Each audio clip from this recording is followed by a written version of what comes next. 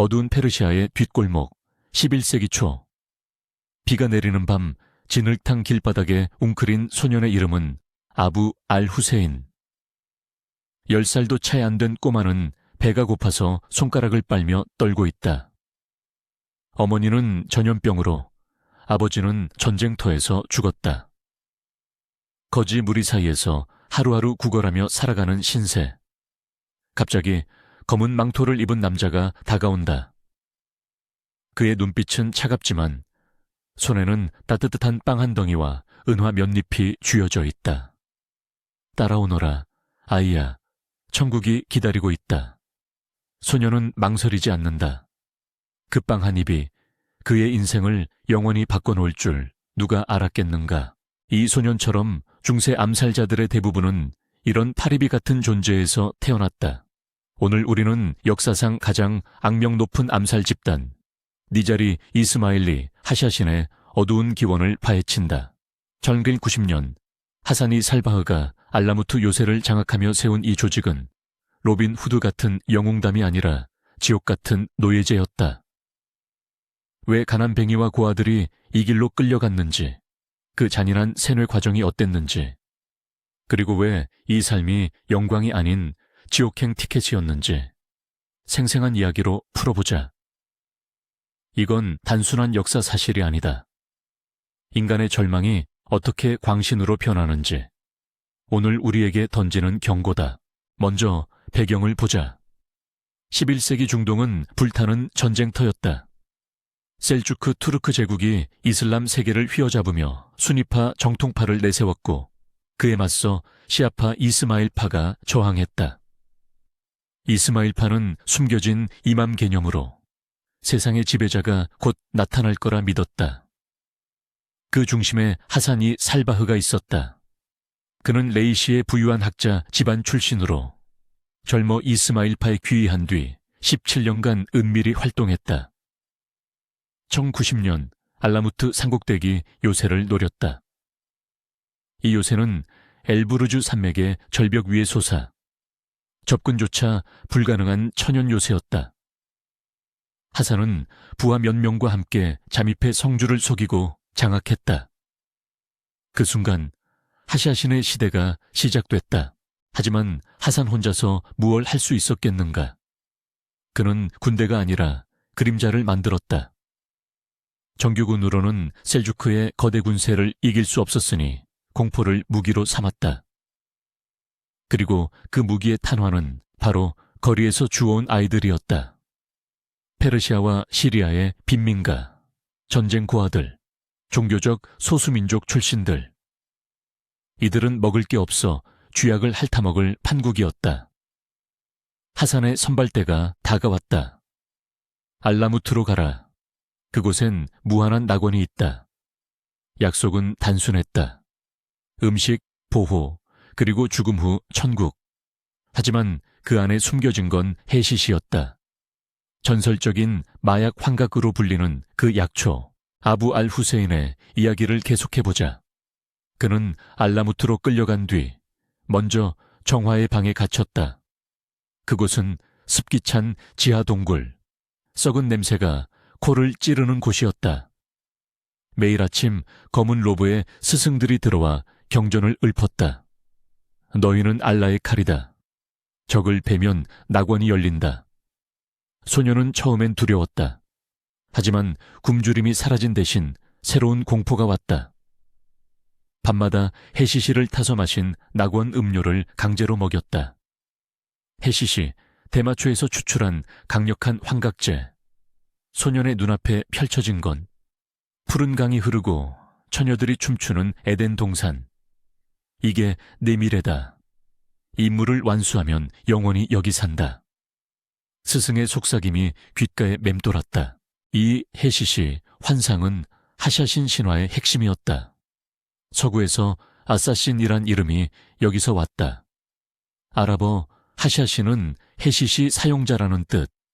하지만 역사학자들은 이게 과장됐다고 한다. 실제론 종교적 세뇌가 주였다.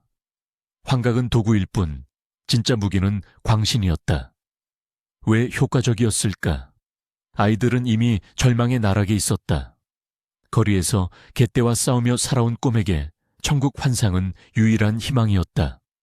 하산은 이걸 알았다. 그는 심리학자였다. 믿음은 약보다 강하다. 훈련은 지옥이었다. 알라무트의 절벽 아래 새벽 안개 속에서 시작됐다.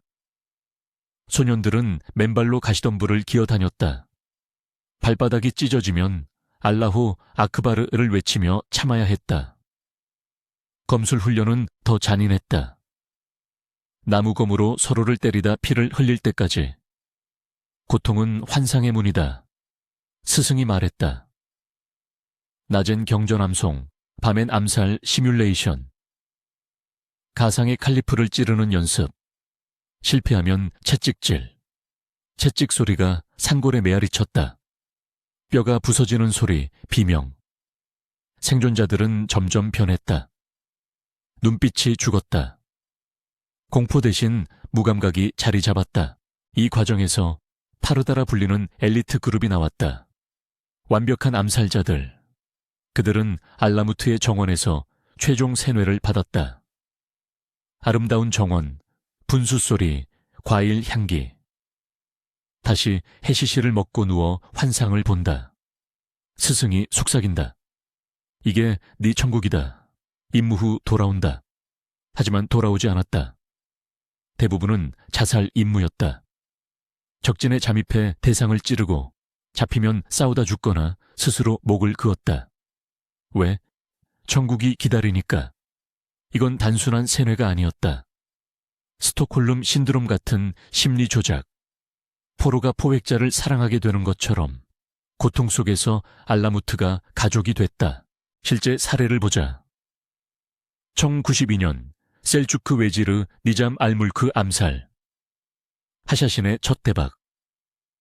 젊은 파르다인 부랄리가 칼리프의 시종으로 위장에 접근했다. 시장 한복판, 웨지르의 가슴에 단검을 꽂았다. 하샤신이다. 외침이 퍼지며 공포가 번졌다. 부랄리는 잡혀 처형됐지만 그의 미소는 전설이 됐다. 왜 웃었을까? 죽음 직전 천국 환상이 떠올랐기 때문이다. 이런 성공으로 하샤신은 셀주크 황제까지 떨게 했다.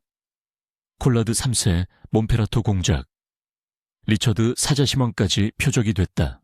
하지만 이 영광 뒤엔 지옥이 있었다. 왜 이 삶이 빨아먹는 고통이었을까? 첫째, 탈출 불가능. 알라무트는 감옥이자 요새. 절벽 아래는 수천 미터 낭떠러지. 도망치려 하면 화살 세례. 둘째, 가족과의 단절. 모집될 때 과거는 잊어라 라고 맹세하게 했다. 셋째, 끝없는 희생. 성공해도 보상은 없다. 새로운 임무가 기다릴 뿐. 살아남은 자들은 늙어 다이가 됐다.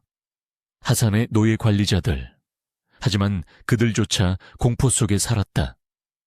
하산은 배신자를 절벽에서 밀어뜨렸다. 바람소리와 함께 추락하는 비명. 여성들의 역할도 빼놓을 수 없다. 하샤신은 남자만 키운 게 아니었다. 알라무트에 여성 정원이 있었다. 미녀들이 파르다를 유혹해 세뇌했다. 환상 속 처녀들의 원형. 하지만 이 여성들도 피해자였다. 강제 포로나 노예. 그들의 눈물은 정원의 물소리에 묻혔다. 전체적으로 하샤신은 2만 명 규모였다고 추정되지만 실제 파르다는 수백 명. 나머지는 농노처럼 일했다. 밭을 갈고 무기를 만들고 요새를 지켰다. 먹는 건 보리죽, 입는 건 거적. 천국은 거짓말이었다. 하산의 천재성은 여기 있었다. 그는 경제도 장악했다. 알라무트 주변 마을을 세금으로 빨아먹고 무역로를 습격했다. 하지만 내부는 철저한 통제. 매일 5대자 제도. 5명의 스승이 서로를 감시. 배신은 즉사. 이 시스템이 200년간 지속됐다. 1256년 몽골의 훌라구 칸이 알라무트를 함락할 때까지. 요새는 불타고 도서관의 1만 권 책이 재가됐다. 하샤시는 산산조각 났다. 이제 왜 이 이야기가 중요한가? 우리는 하샤신을 쿨한 암살자로 로맨틱하게 본다. 게임이나 영화에서. 하지만 현실은 달랐다. 가난한 아이들은 선택지가 없었다. 전쟁, 기근, 종교 분쟁 속에서 하산의 손길이 구원처럼 보였다. 하지만 그 끝은 광기와 죽음. 오늘날 테러 집단들이 똑같은 수법을 쓴다. 가난뱅이를 모집해 세뇌, 천국 약속. 아이시스나 알케다의 뿌리가 여기 있다. 역사 반복의 교훈이다. 아부 알 후세인의 운명은 어땠을까? 그는 파르다가 됐다. 1100년대 초 다마스쿠스에서 순위파 장군을 찔렀다. 칼이 가슴을 파고들 때 장군의 뜨거운 피가 얼굴에 튀었다. 비명소리, 군중의 혼란. 그는 도망치다 포위됐다. 마지막 순간 미소 지었다. 헤싯이 환상이 떠올랐기 때문이다. 하지만 그건 환상이었다. 그의 시신은 거리로 끌려가 처형당했다. 무덤도 없이 이런 이야기 속에서 우리는 묻는다. 절망은 광신을 낳고 광기는 파괴를 부른다. 하샤시는 영웅이 아니었다. 피해자들의 비극이었다. 알라무트의 바람이 여전히 속삭인다. 천국은 없다. 지옥만 있다. 이제 더 깊이 들어가 보자. 하산이 살바흐의 초기 모집 전략은 치밀했다. 그는 다이라 불리는 선교사들을 파견했다. 이들은 시장에서 설교하며 아이들을 골랐다. 기준은 간단했다. 가족 없음, 지능 있음, 절박함. 너희 부모는 지옥에 갔다. 우리를 따르라. 종교적 조작. 시아파 교리를 왜곡해 하산이 이맘의 대리인이라 불렀다. 아이들은 세뇌 첫 단계에서 이름을 버렸다. 이제 파르다 후보생이다. 알라무트 도착 후 7일의 시련이 기다렸다. 7날 동안 물만 마시며 고립. 환청이 들리고 악몽이 온다. 스승이 문 밖에서 참아라. 낙원이 온다. 속삭인다. 이건 고립심리학. 인간은 외로움에 무너진다. 8째 날, 헤싯이 첫 투여. 입안에 퍼지는 달콤 쌉싸름한 맛. 몸이 뜨거워지며 환상. 녹색 초원, 샘물, 천사들. 이걸 위해 살해라. 중독이 시작됐다. 훈련 세부적으로 보자. 암벽 등반. 알라무트 절벽을 맨손으로 오르기. 미끄러운 이끼. 날카로운 바위. 떨어지면 죽음. 성공자만 밥 먹음. 이건 신뢰 구축. 형제애를 심었다. 서로 목숨 걸고 로프 당김. 검술은 3번 찌르기. 첫째, 급소 노림. 둘째, 빠른 후퇴. 셋째, 잡히면 자결. 연습 상대는 집힌형이 아니라 동료. 가벼운 상처로 끝나게 조절. 피맛을 익혔다. 심리 조작의 정수는 죽음 연습이었다. 눈 가리고 묻힌 채 24시간. 죽었다 깨어나라. 깨어나면 천국 맛봤나 묻는다. 이 반복으로 죽음 공포가 사라졌다. 실제 임무 전 축복의 밤. 하산이 직접 만난다. 너는 순교자다. 그 말 한마디에 평생 세뇌 완성. 하샤신의 성공 사례는 무수하다. 1123년 마흐무드 1세 설탄의 동생을 암살. 시리아의 크루스 가문 영주들 줄줄이 당했다. 콜라드 공작은 교황의 대리인이었다. 예루살렘 왕국이 흔들렸다. 십자군조차 하샤신의 칼날을 조심하라 경고했다. 하지만 대가는 컸다. 셀주크는 보복으로 이스마일파 마을을 초토화. 수만 명 학살. 내부 생활은 더 암울했다. 알라무트는 자급자족. 논밭에서 쌀과 밀 재배. 양떼치고 무기 대장간. 여성들은 방적과 요리. 아이들은 7세부터 훈련. 어머니라 불리는 여스승들이 돌봤다. 하지만 애정은 없었다. 규율 위반 시 공개 처형. 머리 깎고 채찍. 아이들의 울음소리가 밤을 채웠다. 하산 사후 후임자 키아 부주르그 우즈마가 계승. 그는 더 극단적이었다. 자기 암살 명령도 내렸다. 배신 의심 시 스스로 죽으라. 몽골 침공 전 하샤시는 40개 요새 장악. 하지만 내부 균열. 일부 다인은 독립하려다 처형. 훌라구의 포위전은 끔찍했다. 대포로 성벽 무너뜨리고 생포한 자들을 산채로 깎아지게 했다. 마지막 지도자 루슈타는 항복 후 처형. 이 비극의 뿌리는 가난이었다. 페르시아 빈민가의 현실. 11세기 기근, 전쟁으로 고아 10만 명 추정. 하산은 그 틈을 파고들었다. 파라다이스 프로미스로. 하지만 약속은 거짓. 살아남은 파르다조차 늙어 버려졌다. 알라무트 밖으로 쫓겨나 거짓 신세. 오늘 이 이야기는 우리에게 묻는다. 절망 속 선택은 언제나 옳은가? 광신은 영웅을 만들지 않는다. 노예만 낳는다. 하샤신의 그림자는 여전히 드리워져 있다. 테러의 역사, 그 기원이다. 더 구체적인 한 인물 이야기로 마무리하자. 무함마드, 시리아 출신 고아. 12살에 모집됐다. 훈련 중 동료를 잃었다. 절벽에서 떨어진 친구의 추락 소리, 아직도 귓게 맴돈다. 그는 1118년 안티오키아 공작을 노렸다. 시장에서 접근, 독침으로 찔렀다. 성공했지만 도주 중 다리 맞고 쓰러졌다. 포로가 된 그는 고문당했다. 뜨거운 쇠로 지지고 손톱 뽑혔다. 천국 말인가? 고문관이 비웃었다. 무함마드는 웃었다. 이미 봤다. 목이 잘린 순간 그의 환상은 영원히 멈췄다. 하샤시는 사라졌지만 교훈은 남았다. 가난과 광신의 독이 얼마나 치명적인지. 알라무트의 폐허에서 바람이 속삭인다. 기억하라. 천국은 속임수다. 이 스크립트는 약 200자 정도로 30분 낭독에 적합. 자연스러운 리듬으로 읽을 시 완벽.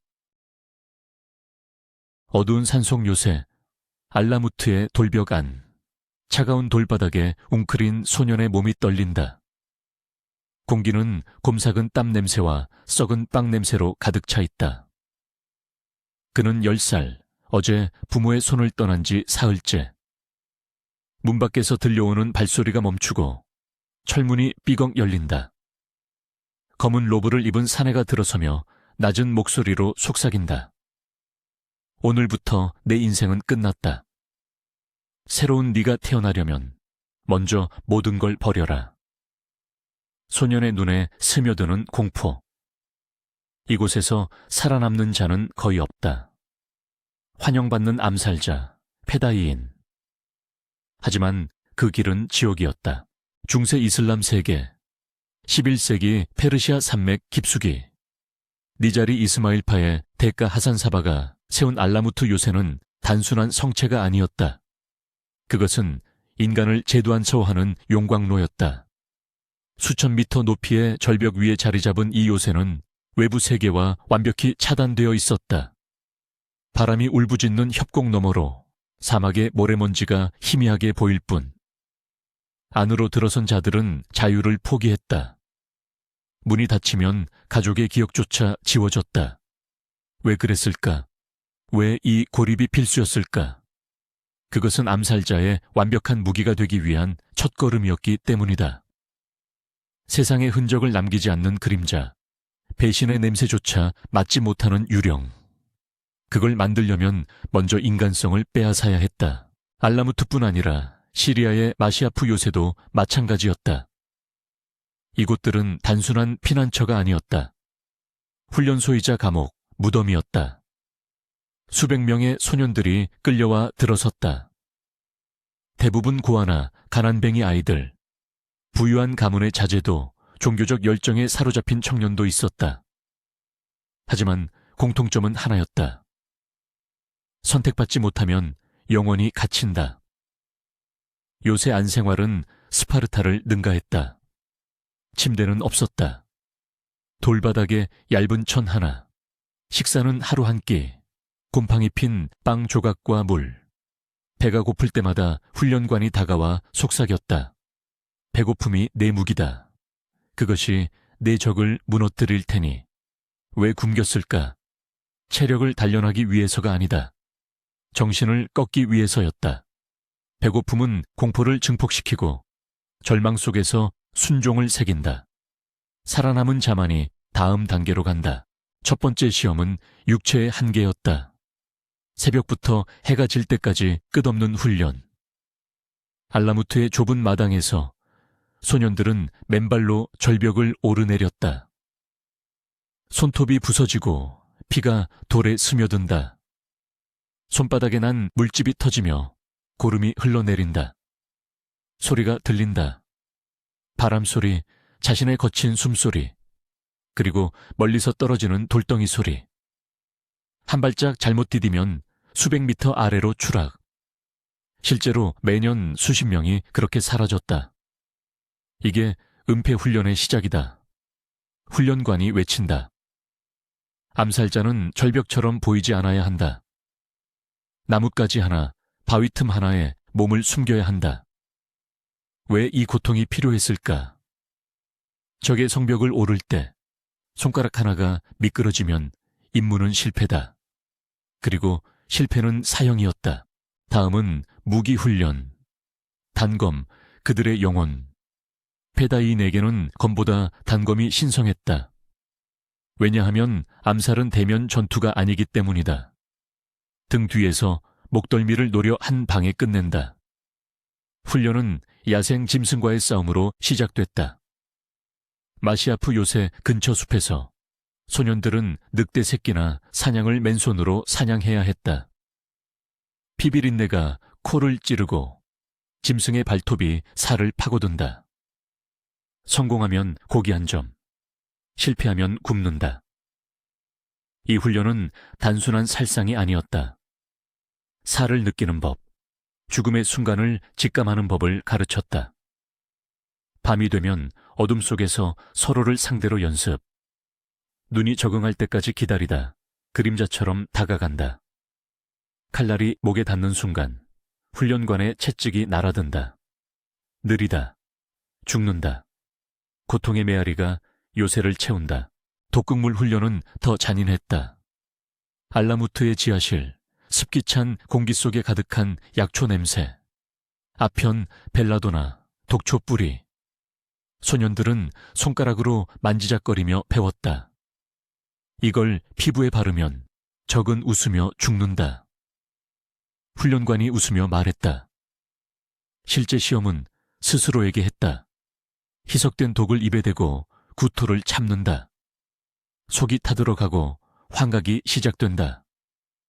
벽이 녹아내리고 죽은 어머니의 얼굴이 보인다. 이 고통을 견디는 자만이 독을 다룰 자격을 얻었다. 왜 독이었을까? 암살자는 칼자국을 남기지 않는다. 적의 잔치에 섞인 포도주 한 모금, 그게 끝이다. 하지만 잘못 배합하면 자신도 죽는다. 수많은 소년이 2단계에서 입에 거품을 물고 쓰러졌다. 변장 훈련은 정신을 갉아먹었다. 요새 박 시장에서 소년들은 거지로, 상인으로, 노파로 변신했다. 얼굴에 젤을 바르고 걸음걸이를 바꾼다. 낯선 언어로 흥정을 하고 적의 대화를 엿듣는다. 실패하면 채찍질. 너는 누구도 아니다. 모든 사람이 되라. 이 훈련은 정체성을 지웠다. 왜 중요한가? 암살자는 왕궁에 들어가 왕비가 될 수 있어야 했다. 마시아프의 전설에 따르면 한 페다이인은 십자군 지휘관의 시종으로 위장해 독을 먹였다. 그 냄새, 땀에 젖은 천, 거진 미소. 그 모든 게 훈련의 산물이었다. 하지만 육체적 고통은 정신적 공포에 비하면 장난이었다. 고립실 훈련. 알라무트의 최신부, 빛 한 점 들지 않는 구덩이. 소년을 밀어넣고 문을 잠근다. 며칠, 때론 주 단위. 어둠 속에서 시간 감각이 사라진다. 배고픔이 미치게 하고 환청이 들린다. 네 가족이 배신했다. 네가 죽일 차례다. 처음엔 울부짖지만 나중엔 침묵. 이 고립은 절대적 충성을 새겼다. 하산 사백에만 복종하라. 세상에 대한 집착을 버리라. 왜 이토록 잔인했을까? 암살자는 홀로 임무를 수행한다. 포로가 되면 고문당한다. 고립훈련은 그 고문을 견디게 만들었다. 더 끔찍한 건 모의 처형이었다. 훈련 중반, 소년들은 목에 칼을 대고 무릎 꿇는다. 훈련관이 실제처럼 칼을 휘두른다. 순간 차가운 칼날이 스치고 피가 흘러내리는 듯한 착각. 심장이 멎을 듯 뛰고 오줌이 새어나온다. 죽었다. 다시 태어나라. 살아남은 자는 공포를 정복한다. 이 시뮬레이션은 죽음을 일상화했다. 페다이인은 죽음을 두려워하지 않는다. 왜냐하면 이미 수백 번 죽었기 때문이다. 가장 잔혹한 건 배신 훈련. 소년들을 짝지어 보낸다. 한 명을 죽여라. 그래야 살아남는다. 숲속에서 서로를 쫓는다. 칼을 쥔 손이 떨리고 친구의 눈빛이 스치면 망설임이 생긴다. 하지만 살아남은 자만 요새로 돌아온다. 시체를 끌고 와 훈련관 앞에 던진다. 좋다. 이제 네가 배신당할 차례다. 이순환은 신뢰를 파괴했다. 암살자에게 동지는 없다. 모두 잠재적적. 왜 이게 핵심이었을까? 임무 중 동료가 배신할 수 있다. 십자군의 첩자, 내부 반역자. 이 훈련은 그걸 대비시켰다. 결과적으로 페다이인들은 서로를 믿지 않았다. 요새 안 분위기는 얼음장처럼 차가웠다. 이 모든 게 유럽에서도 반복됐다. 이탈리아의 그림자 길드, 아사시니의 영향을 받은 브리간티. 13세기 피렌체와 베네치아에서 젊은이들은 지하 도굴로 훈련받았다. 좁은 터널 속, 공기 없는 어둠, 벽에 손이 스치면 쥐새끼가 달라붙는다. 그들은 정치 암살을 위해 독과 단검을 익혔다. 비잔티움 제국은 더 정교했다. 콘스탄티노플의 황궁지하에서 젊은 암살자들은 황제의 시종으로 위장 연습을 했다. 모의 배신 훈련은 로마식이었다. 서로를 고발하게 하고 거짓 처형을 반복. 유럽 길드도 알라무트의 고립을 모방했다. 산악 요새 대신 도시 지하. 하지만 본질은 같았다. 고통으로 단련된 자만 살아남는다. 하지만 이 훈련의 비밀은 생존율이었다. 100명 중 10명도 살아남지 못했다. 첫 임무 전에 굶어 죽거나 추락하거나 독에 중독되거나 모의 처형에서 심장이 멎었다. 살아남은 1%만이 하산사바 앞에 무릎 꿇었다. 이제 가라. 죽음을 가져오라. 그들은 레바논의 십자군 지휘관을, 페르시아의 왕자를 암살했다. 성공률은 높았지만 대가는 컸다. 왜 이토록 많은 희생을 치렀을까? 완벽한 암살자를 만들기 위해서. 하지만 대부분에게는 서커스 갬블이었다. 훈련이 임무의 90%를 삼켰다. 살아남아도 영혼은 이미 죽었다. 생각해보자. 10살 소년이 가족의 온기를 잊고 어둠 속에서 울부짖는다. 손톱이 빠지고 독이 간을 녹인다. 친구의 피를 묻힌 채 돌아온다. 이게 영광인가? 페다이인들은 신화가 됐다. 마르코 폴로의 기록처럼 하산사바가 낙원 약속으로 그들을 유혹했다는 전설. 아편 환각으로 동간을 보여주고 임무 성공 시 영원한 낙원을 준다는. 하지만 현실은 달랐다. 대부분은 산속에서 썩은 시체가 됐다. 왜 숙했나? 자유 없음, 사랑 없음, 미래 없음. 오직 죽음의 명령만. 마시아프의 한 페다이인 이야기. 이름은 잊혔다. 그는 10년 훈련 끝에 십자군의 레이몬드 드생 길레스를 노렸다. 변장한 상인으로 성에 잠입. 독포도주를 따라주고 미소를 지었다. 성공했지만 귀환 중 배신당했다. 동료가 칼을 꽂았다. 훈련의 아이러니. 그의 유골은 요새 벽에 묻혔다. 수천 명의 그런 이야기. 유럽에서도 비슷했다. 이탈리아 길드의 한 소년, 피렌체 지하에서 훈련. 모의 처형 중 실제 칼에 베어 죽음. 그의 동료들은 메디치 가문의 적을 암살하며 불을 쌓았지만 결국 내부 분쟁으로 몰살당했다. 비잔티움의 암살자들은 황제의 명령으로 쓰이다 버려졌다. 콘스탄티노플의 거리에서 목이 잘린 채 발견됐다. 이 훈련 체계는 왜 지속됐을까? 효과적이었기 때문이다. 알라무트는 수십 년 십자군을 공포에 떨게 했다. 한 명의 페다인이 수백 명의 군대를 대신했다. 하지만 개인에게는 지옥, 몸은 강철이 됐지만 영혼은 부서졌다. 웃음은 잊었고 눈빛은 공허했다. 그들은 인간이 아니었다. 무기였다. 오늘날 우리는 로맨틱하게 본다. 게임과 영화 속 영웅. 하지만 현실은 달랐다. 산속 요새의 냄새, 고통의 비명, 배신의 칼날. 그게 페다이인의 진짜 삶. 왜 숙했는지 알겠나? 훈련이 임무를 위한 게 아니라 충성을 위한 희생제사였기 때문이다. 살아남은 자조차 승자가 아니었다. 그들은 자유를 영원히 잃었다. 이제 상상해보자. 네가 그 소년이라면 어둠 속에서 속삭이는 목소리. 포기해라. 아니면 죽어라. 선택은 없다. 알라무트의 바람이 여전히 그 울음을 삼킨다. 다음 에피소드에서 그들의 실제 임무를 파헤친다. 왜 그 암살이 역사를 바꿨을까? 하지만 지금은 기억하라. 암살자의 길은 영광이 아니라 끝없는 고독이었다. 이 스크립트는 약 57200단어 상도의 한국어로 작성되었으며 실제 낭독 시 30분 정도 소요. 세부 묘사와 이야기 중심으로 인간적 공감을 강조함.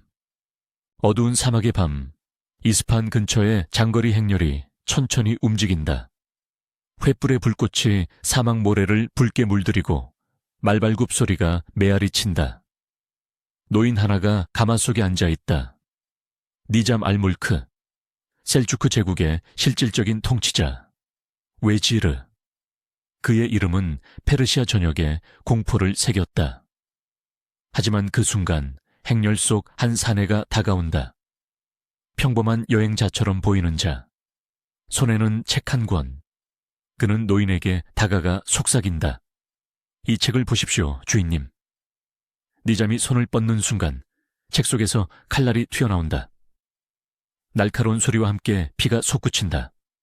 비명이 행렬을 찢는다. 암살자, 부타이.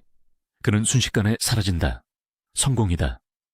하지만 이 성공은 중세 암살자의 삶이 얼마나 지옥 같은지 보여주는 시작에 불과했다. 상상해 보십시오. 중세시대 암살이란 단순한 살인이 아니었다. 그것은 목숨을 건 도박이었다. 한 번의 실수로 모든 것이 무너지는 가차 없는 세계. 오늘 우리는 그 악몽을 파헤친다. 하나의 잘못된 움직임, 고위험 암살과 대실패의 악몽. 니자말 물크의 죽음부터 십자군 왕들의 피비린내 나는 최후, 그리고 토마스 베켓의 살해자들까지. 이들은 영웅이 아니라 끝없는 공포 속에서 살아간 자들이다. 왜 그들의 삶은 그토록 엉망이었을까? 군중 속에 녹아들기, 독이 스며든 반지, 지붕 위의 비약, 화려한 기술 뒤에 숨겨진 살을 내는 현실을 함께 들여다보자. 먼저 니자말 물크의 이야기로 돌아가보자. 1092년 페르시아의 심장부. 니잠은 셀주크 술탄의 그림자 같은 존재였다. 그는 제국을 철권으로 다스렸다. 시아파 이슬람을 탄압하고 수니파 정권을 굳건히 세웠다. 하지만 그의 적들은 많았다. 그중 하나가 하산 이븐 사바, 산의 노인이라 불린 자, 알라무트 요새의 기반을 둔 니자리 이스마일파의 수장. 그는 신봉자들을 세뇌해 완벽한 암살자로 만들었다. 부타이가 바로 그 산물이었다. 훈련받은 그는 수개월 동안 행렬을 따라다녔다. 사막의 뜨거운 모래바람 속에서 기다렸다. 땀 냄새와 말똥 냄새가 뒤섞인 행렬에서 그는 한 명의 평범한 여행자가 되었다. 그날 밤 부타이는 가슴이 터질 듯 뛰었다. 손에 쥔 책은 특수 제작된 독칼이었다. 니잠이 다가오자 그는 침착하게 다가섰다. 책을 들이오니 축복을 내려주십시오. 순간 칼날이 뽑혔다. 니잠의 옆구리를 깊숙이 파고들었다. 노인의 비명이 사막을 갈랐다. 피가 감아 안을 적셨고 행렬은 혼란에 빠졌다. 부타이는 어둠 속으로 녹아들었다. 그는 살아남아 알라무트로 귀환했다. 하산 이븐 사바는 그를 영웅으로 맞이했다. 하지만 이 성공은 덧없었다. 니잠의 죽음은 셀주크 제국을 약화시켰다. 곧바로 십자군 원정의 길을 열었고 하산의 니자리파는 더 큰 표적이 되었다. 부타이 같은 암살자들은 이제 몽골 호드의 분노를 샀다. 훗날 훌라구 칸의 군대가 알라무트를 불태우며 수천 명을 학살했다. 암살자의 성공은 결국 자신들의 무덤을 팠다. 왜 그랬을까? 왜냐하면 그들의 기술은 완벽했지만 세상은 그들을 용서하지 않았기 때문이다. 이제 시선을 서쪽 십자군 국가로 돌려보자. 12세기 레바논 트리폴리 백국 1152년 레이몬드 2세 트리폴리 백작이자 십자군의 영웅. 그는 성벽을 따라 말을 타고 행진 중이었다. 군중이 환호성을 질렀다. 먼지와 땀 냄새가 공기를 가득 채웠다.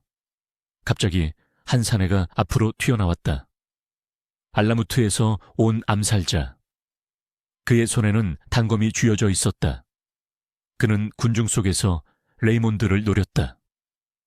백작의 경호원들이 소리쳤다. 위험하다. 하지만 늦었다. 칼날이 레이몬드의 등을 찔렀다. 피가 갑옷을 적셨고 백작은 말에서 굴러떨어졌다. 암살자는 즉시 붙잡혔다. 고문 속에서 그는 고백했다. 하산 이븐 사바의 명령이다. 레이몬드의 죽음은 트리폴리를 혼란에 빠뜨렸다. 십자군들은 분노했다. 하지만 이 암살자는 왜 왔을까? 알라무트의 니자리파는 십자군을 약화시키려 했지만 결과는 트리폴리의 기사들은 보복 전쟁을 벌였다. 알라무트 요새 주변 마을들이 불타올랐다. 암살자의 동지들이 잡혀 참수당했다. 한 번의 성공이 수백 명의 목숨을 앗아갔다. 더욱 극적인 사건은 1192년 아크레 성벽 근처 콜라드 몽페라토 예루살렘 왕국의 실질적 지배자. 그는 성대한 행렬로 거리를 지나고 있었다. 군중이 빽빽했다. 시장의 생선 비린내와 향신료 냄새가 뒤섞인 더운 지중해의 오후, 2명의 암살자가 다가왔다. 그들은 병사처럼 위장했다. 콜라드의 경호원들은 의심하지 않았다. 첫 번째 암살자가 앞으로 나서 칼을 휘둘렀다. 콜라드의 팔을 스쳤다. 왕이 비틀거리자 두 번째가 달려들었다. 단검 2자루가 그의 가슴을 파고들었다. 콜라드의 입에서 피거품이 뿜어져 나왔다. 배신자들, 그의 마지막 외침이 거리를 메웠다. 군중은 공포에 질려 달아났다. 암살자들은 붙잡혔다. 고문을 당하며 그들은 외쳤다. 우리는 산에 놓인 하산의 피다. 콜라드의 죽음은 제3차 십자군을 흔들었다. 리처드 사자시망조차 충격받았다. 하지만 이 두 암살자는 산채로 찢겨 죽었다. 기사들의 검에 온몸이 갈기갈기 찢어졌다. 그들의 시신은 성벽에 매달려 썩었다. 왜 이런 운명일까? 왜냐하면 십자군의 기사들은 단순한 전사가 아니었기 때문이다. 그들은 편집증적 경비를 세웠다. 매 순간 그림자조차 의심했다. 이제 그들의 기술을 들여다보자. 중세 암살자들이 어떻게 목표를 노렸을까? 먼저 군중 속에 녹아드는 법. 알라무트의 훈련생들은 시장에서 수개월을 보냈다. 그들은 상인의 외침, 아이들의 웃음소리, 노점의 기름 냄새에 익숙해졌다. 레이몬드 암살처럼 그들은 행렬 속에서 한 방울의 물방울처럼 스며들었다. 다음은 독반지. 니잠 알 물크 사건에서처럼 반지에 숨겨진 독침. 한 번 찌르면 목표는 몇 시간 안에 경련하며 죽는다. 피부가 검게 변하고 내장이 녹아내리는 고통. 암살자는 멀찌감치 떨어져 지켜봤다. 마지막으로 지붕 위의 비약. 콜라드 사건 이전, 많은 암살자들이 성벽이나 요새, 지붕에서 뛰어내렸다. 가죽끈으로 몸을 매단 채 목표의 창문을 노렸다. 바람 소리와 함께 떨어지는 그 순간 심장이 멎을 듯했다. 성공률은 높았지만 실패는 즉사였다.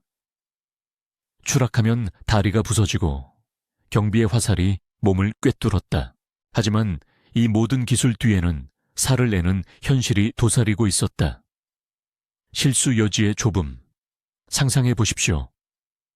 칼날이 1인치만 어긋나면 목표는 살아남고 당신은 포획된다. 레이몬드 암살자의 동지 하나가 바로 그랬다. 그는 백작을 놓치고 도망쳤지만 추격자들의 개들이 그를 물어뜯었다. 살아서 잡힌 그는 뜨거운 쇠붙이를 입에 물리고 불에 태워졌다. 비명소리가 트리폴리 거리를 울렸다. 경비들의 편집증은 더했다. 십자군 왕들은 이제 모든 여행자를 의심했다. 콜라드 이후 아크레의 기사들은 행렬 앞에 개를 풀었다. 개들의 짖는 소리가 평범한 상인을 암살자로 만들었다. 무고한 수백 명이 잡혀 고문을 당했다. 실패한 암살은 대량 학살로 이어졌다. 알라무트의 한 작전에서 3명의 암살자가 콜라드의 부관을 노렸다. 실패. 결과는 십자군이 니자리파 마을 수십 곳을 초토화했다. 여자아이들의 울음소리와 불꽃이 하늘을 찔렀다. 이슬람 세계에 국한되지 않았다. 유럽에서도 같은 악몽이 펼쳐졌다. 1870년 캔터베리 대성당. 토마스 베켓 영국 대주교. 헨리 아세와의 갈등 끝에 4명의 기사가 그를 노렸다. 그들은 기사였다. 중세 암살자의 전형은 아니었지만 동기는 같았다. 왕의 속삭임. 그자를 처리하라. 그들은 성당으로 쳐들어갔다. 저녁 미사 중이었다. 촛불의 깜빡이는 불빛과 성가대의 합창이 울렸다. 베켓은 제단 앞에 서 있었다. 기사들이 외쳤다. 배신자여. 첫 번째 검격이 베켓의 머리를 스쳤다. 그는 무릎 꿇었다. 하나님의 이름으로. 하지만 칼날이 쏟아졌다. 두 번째 기사가 그의 머리를 내리쳤다. 뇌수가 바닥에 흩뿌려졌다. 피냄새가 성당을 가득 채웠다. 세 번째, 네 번째 검격. 베켓의 몸은 갈기갈기 찢겼다. 살점이 제단에 튀었다. 기사들은 승리의 함성을 질렀다. 하지만 이 성공은 저주였다. 왜냐하면 유럽의 보복은 이슬람보다 더 잔인했기 때문이다. 헨리 2세는 충격받았다. 그는 공개적으로 참여했지만 기사들은 도망쳤다. 추격자들이 그들을 사방에 풀었다. 숲속 늪지대 교회 지하실. 기사들의 발소리가 밤마다 들려왔다. 그들은 영국 전역을 떠돌며 살았다. 배고픔과 공포 속에서 결국 교황의 명령으로 사면을 받았지만 평생 저주받은 자로 살았다. 한 명은 프랑스로 도망쳤다가 굶어 죽었다. 다른 한 명은 수도사가 되었지만 악몽에 시달렸다. 베켓의 피가 그들의 손에 묻은 채 이 사건은 중세 유럽에 충격을 줬다. 왕들은 이제 주교조차 경비를 강화했다. 암살자의 삶은 성공해도 영원한 추격자였다. 이 모든 이야기가 보여주는 것은 중세 암살자의 삶이 왜 그토록 엉망이었는지. 첫째, 좁디 좁은 실수 여지. 기술은 완벽했지만 인간의 몸은 한계가 있었다. 손이 떨리면 칼이 빗나갔다. 레이몬드 암살에서 한 명이 칼을 떨어뜨렸다. 그 소리가 모든 걸 망쳤다. 둘째, 경비의 편집증. 목표들은 살인광이 되었다. 콜라드 이후 십자군 왕들은 음식을 시식인에게 먹였다. 독반지는 무용지물. 셋째, 실패의 대가. 한 번의 보치로 마을 전체가 물타고 가족이 학살당했다. 알라무트의 암살자들은 훈련 중에도 죽었다. 실패의 연습에서 추락하거나 동료의 칼에 찔렸다. 넷째, 보복의 공포. 몽골 호두처럼 적들은 요새를 뿌리째 뽑았다. 훌라구의 군대가 알라무트를 함락시켰을 때 암살자들은 산비탈에서 밀려 떨어졌다. 비명과 함께 깊은 계곡으로. 마지막으로 생존율의 낮음. 역사 기록에 남은 성공 사례는 1% 미만. 나머지는 이름 없이 사라졌다. 시체로 또는 노예로. 생각해 보십시오. 그들은 왜 그랬을까? 하산 입은 사바의 세뇌 때문이었다. 그는 신봉자들에게 낙원을 약속했다. 암살 후 천국에서 처녀들이 기다린다고. 하지만 현실은 지옥. 부타이조차 훗날 배신당했다. 콜라드 암살자처럼 대부분 포획 후 고문. 뜨거운 쇠붙이로 피부를 벗기고 뼈를 부수며 고백을 뽑아냈다. 그들의 마지막 말은 하나님의 뜻이었다. 하지만 고통 속에서 울부짖는 건 인간이었다. 이 악몽은 중세만의 것이 아니었다. 그것은 권력의 어두운 면을 보여준다. 암살은 변화를 가져왔지만 암살자들에게는 재앙이었다. 니잠의 죽음은 제국을 무너뜨렸고 레이몬드와 콜라드의 최후는 십자군을 약화시켰다. 베켓의 피는 교황권을 강화했다. 하지만 그 대가는 수천 명의 목숨. 오늘날 우리는 그들의 이야기를 통해 배운다. 권력의 정점은 가장 깊은 공포를 낳는다. 이제 상상력을 더해보자. 당신이 부타이라면 사막 바람이 얼굴을 때리는 그 밤.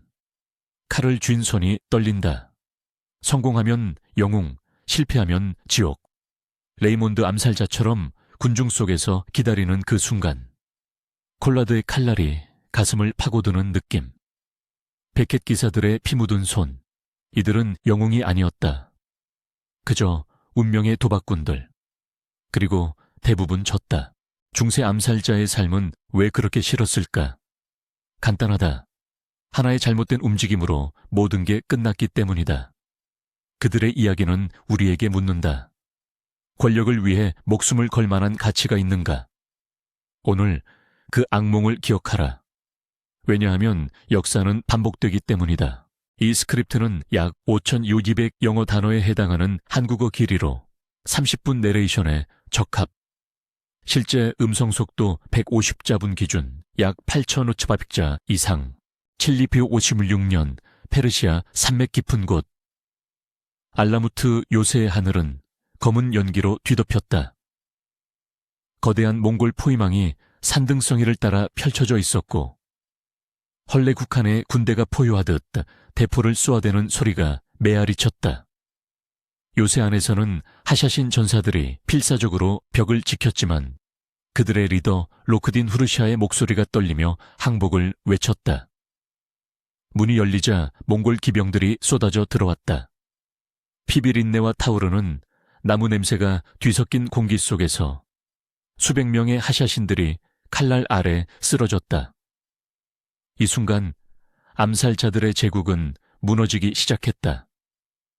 그들은 세상의 공포였지만 이제는 사냥감이 되었다. 왜 하샤신이 된다는 건 영원한 죽음의 문턱에 서는 꼴이었을까? 오늘 그들의 비참한 최후를 따라가 보자. 배신과 고문, 불길 속에서 잊힌 그들의 이야기를 하샤신 또는 니자리 이스마일파는 11세기부터 페르시아와 시리아 산악지대에 숨어 살며 순위파와 십자군을 상대로 암살의 예술을 펼쳤다. 그들은 칼리프나 왕을 노려 칼날 한 번으로 역사를 바꿨다. 콜라드 3세의 가슴을 찌른 그 손길은 전설이었다. 하지만 그 성공 뒤에는 피로 물든 그림자가 드리워져 있었다. 매번 임무를 마치고 돌아올 때마다 그들은 더 깊은 어둠 속으로 빨려 들어갔다. 왜냐하면 암살은 결코 끝나지 않는 복수의 시작이었기 때문이다. 적들은 그들을 용서하지 않았고 동지들조차 배신의 칼을 들이밀었다.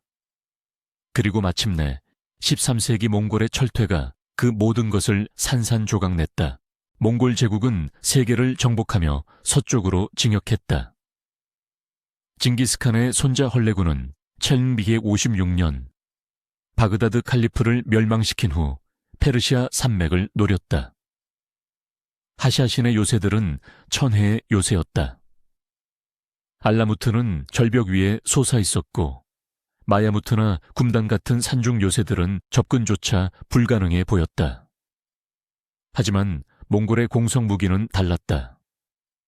거대한 투석기들이 바위를 날려보냈고 불화살이 밤하늘을 가득 메웠다. 헐레구의 군대는 1만 명을 넘어섰고 그들은 하샤신의 암살자들을 두려워하지 않았다. 왜냐하면 몽골인들은 숫자와 잔인함으로 모든 것을 짓눌렀기 때문이다. 알라무트 포위는 4개월째 접어들었다. 요새 안의 공기는 썩은 고기 냄새와 굶주린 신음으로 가득 찼다. 로크딘 후르샤, 하샤신의 마지막 대이맘 지도자은 더 이상 버틸 수 없었다.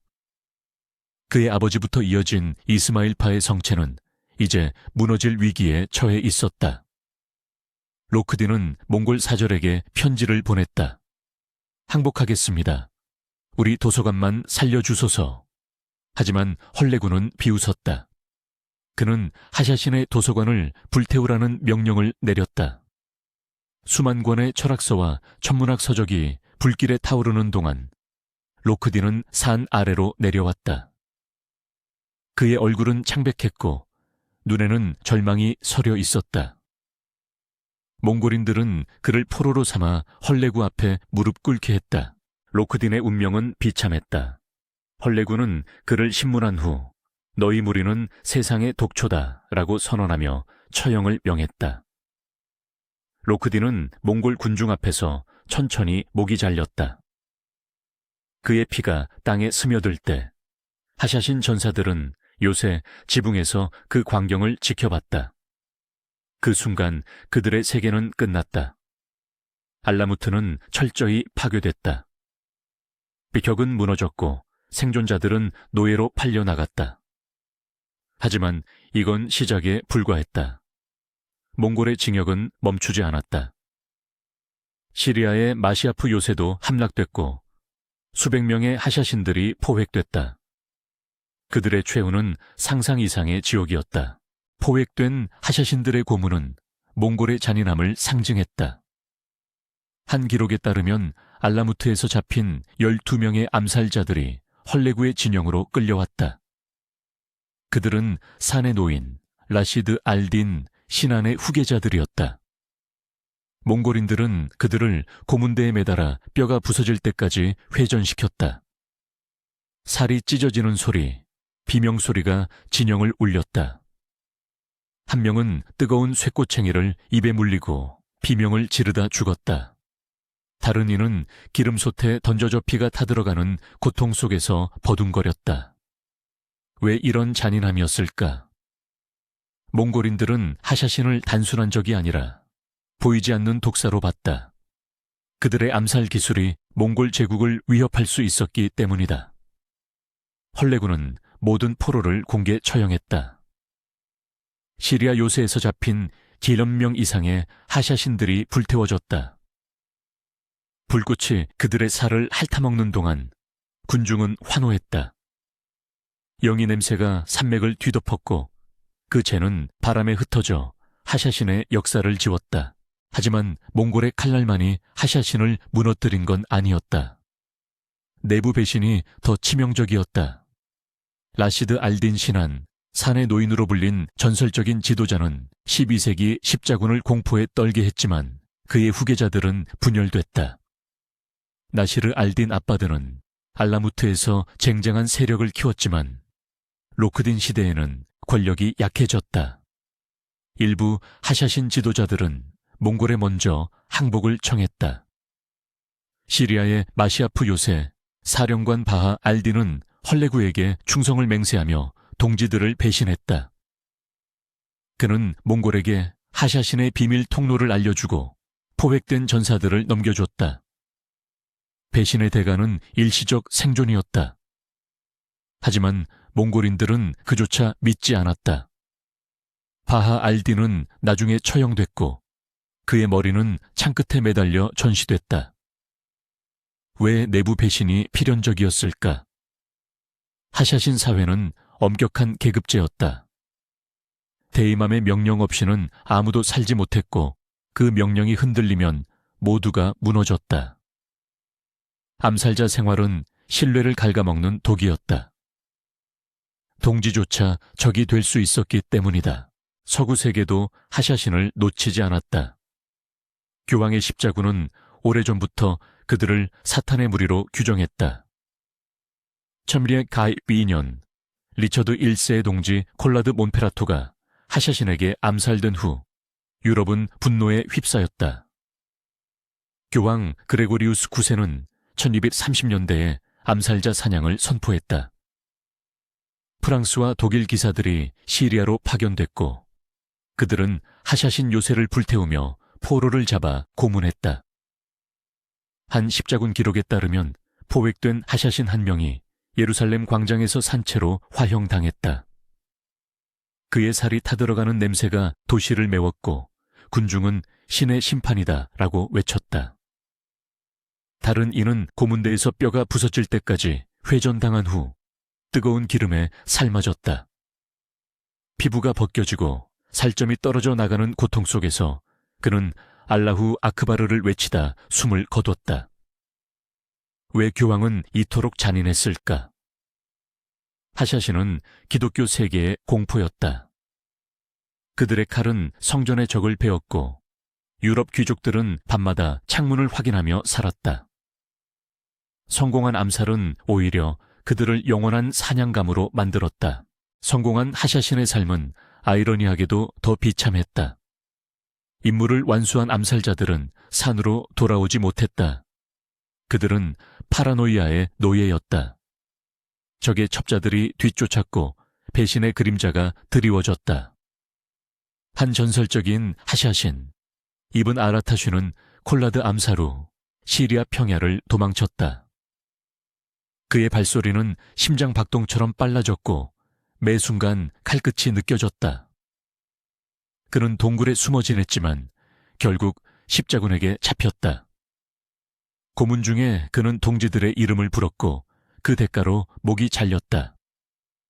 다른 성공자 하산 이븐 사바흐의 후예들은 몽골 침공 전까지도 쫓기다 죽었다. 은퇴? 그건 사치였다. 하샤신은 평생 칼을 쥐고 살아야 했고 죽음은 유일한 휴식이었다. 왜냐하면 그들의 삶은 복수의 순환 때문이었다. 한 번의 칼질이 수백 명의 원수를 만들어냈기 때문이다. 1258년 몽골은 바그다드를 불태우며 하샤신의 잔당을 소탕했다. 시리아 요새들은 하나씩 무너졌다. 마지막 대이맘 무자파르 후르샤는 마시아프에서 항복했지만 헐레구의 명령으로 산산조각이 났다. 그의 부하들은 눈앞에서 해부당한 광경을 지켜봐야 했다. 장기가 바닥에 떨어지는 소리, 피가 분수처럼 솟는 모습. 생존자들은 이슬람 세계에 흩어졌지만 그들은 더 이상 하샤신이 아니었다. 이름은 잊혔고 역사는 그들을 악마로만 기억했다. 몽골의 기록자 라시드 알딘은 그들은 독초처럼 뽑혔다고 썼다. 하지만 그들의 유산은 아이러니하게도 살아남았다. 마르코 폴로의 여행기에서 하샤신은 산의 노인으로 신화화됐다. 13세기 말 이탈리아 상인이 몽골 궁정에서 들은 이야기였다. 산의 노인 하산 이븐 사바흐는 청년들을 마약 하시시, 아마 해시시로 추정에 중독시켜 낙원 알라무트를 보여주고 암살 임무를 시켰다. 성공하면 다시 낙원을 약속했다. 이 이야기는 유럽 전역에 퍼졌다. 셰익스피어의 희곡, 현대 소설까지 영향을 줬다. 하지만 진실은 달랐다. 하샤시는 종교적 광신자였지 마약 중독자가 아니었다. 왜 이 신화가 생겼을까? 몽골과 유럽이 하샤신을 공통의 적으로 봤기 때문이다. 마르코 폴로의 이야기는 공포를 증폭시켰고 하샤신을 영원한 괴물로 만들었다. 그들의 실체는 잊혔지만 그림자는 남았다. 이제 생각해보자. 왜 중세 암살자가 되는 건 지옥이었을까? 첫째, 성공은 파멸의 문이었다. 콜라드나 누르 알딘을 죽인 칼은 복수의 화살을 불렀다. 둘째, 배신이 일상이었다. 데이맘의 명령이 모든 것이었고 그것이 무너지면 동지들이 칼을 들었다. 셋째, 최후는 고문의 연속이었다. 몽골의 기름솥, 십자군의 화형대. 그들은 인간이 견딜 수 없는 고통으로 사라졌다. 넷째, 은퇴는 꿈이었다. 평생 쫓기며 파라노이아에 시달리다 죽었다. 마지막으로 유산은 왜곡됐다. 산에 놓인 신화처럼 그들은 악마로 기억될 뿐이었다. 하샤신의 몰락은 단순한 패배가 아니다. 그것은 암살이라는 선택의 필연적 대가였다. 세상의 공포가 되는 순간 당신은 이미 죽은 자였다. 참 56년 그 불길 속에서 알라무트의 재가 바람에 흩어졌다. 하샤신의 비명은 산맥에 메아리 쳤고 이제 침묵만 남았다. 그들의 이야기는 경고다. 권력의 칼날은 쥐는 자를 먼저 베는 법이다. 다음 에피소드에서 다른 중세 암살자들의 비밀을 파헤쳐보자. 왜 그들의 삶은 모두 썩긋했을까? 구독과 좋아요 부탁드립니다.